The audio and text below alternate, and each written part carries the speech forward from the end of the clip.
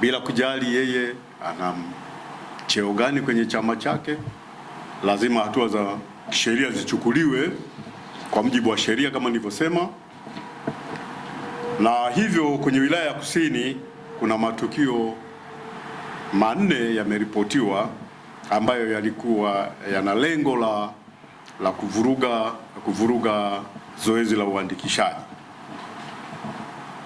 Tukio la kwanza lilitokea tarehe 11 mwezi Machi mwaka 2025 majira ya saa 4:30 asubuhi huko eneo la Jambiani Kibigija.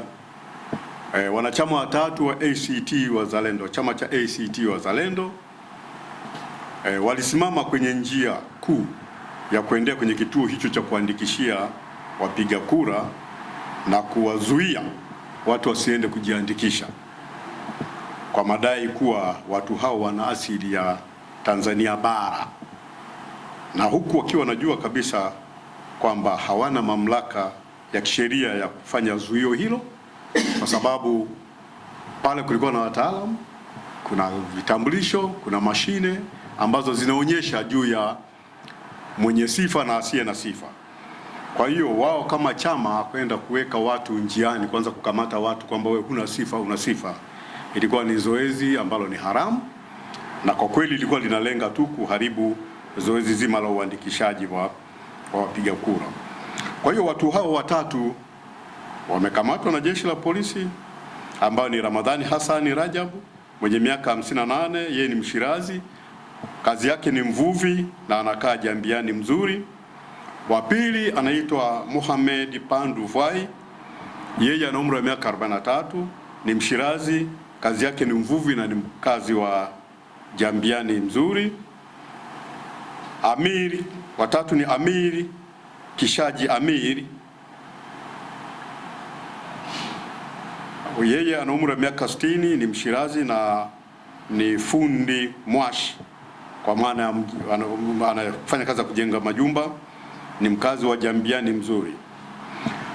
Watu wote hawa watatu kama nilivyotangulia kusema ni wanachama wa chama cha ACT Wazalendo.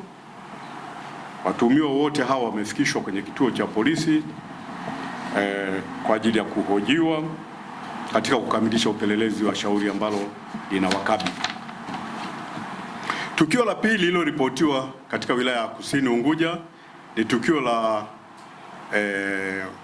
watu wasio na mamlaka kuwanyang'anya wananchi wengine vitambulisho ili wasiende kujiandikisha. Tukio hilo limetokea mnamo tarehe 11 mwezi wa 3 mwaka 2025 majira ya saa 3:30 asubuhi huko eneo la Nganani Makunduchi, katika eneo la uandikishwaji, kwenye kituo cha uandikishwaji.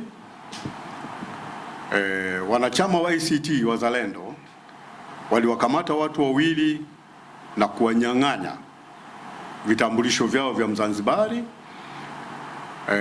na watu hao walikimbia na vitambulisho hivyo, na jeshi la polisi linaendelea kuwatafuta kwa sababu wanafahamika na wamekimbia nje ya mkoa wetu wa Kusini Unguja, lakini jeshi la polisi linaendelea kuwafuatilia huko waliko ili waweze kukamatwa na kuhojiwa juu ya tukio hilo. Na watu walionyang'anywa vitambulisho ni bwana Emmanuel Kinyeja Sapili mwenye umri wa miaka 42, yeye ni mkazi wa Nganani Makunduchi, na mkewe anayeitwa Elizabeth Kulwa mwenye umri wa miaka 21. Kitendo cha kuwanyang'anya wananchi hawa wawili vitambulisho vyao maana yake inawanyima uhuru ama haki ya kwenda kuandikishwa kuwa wapiga kura, na ni swala ambalo unakuwa umewanyima haki yao ya kikatiba. Kama nilivyosema, jeshi la polisi linaendelea kuwafuatilia hao watu kwa sababu wanafahamika huko walikokimbilia. Tuwafuate huko tuwakamate ili waweze kuchukuliwa hatua za kisheria.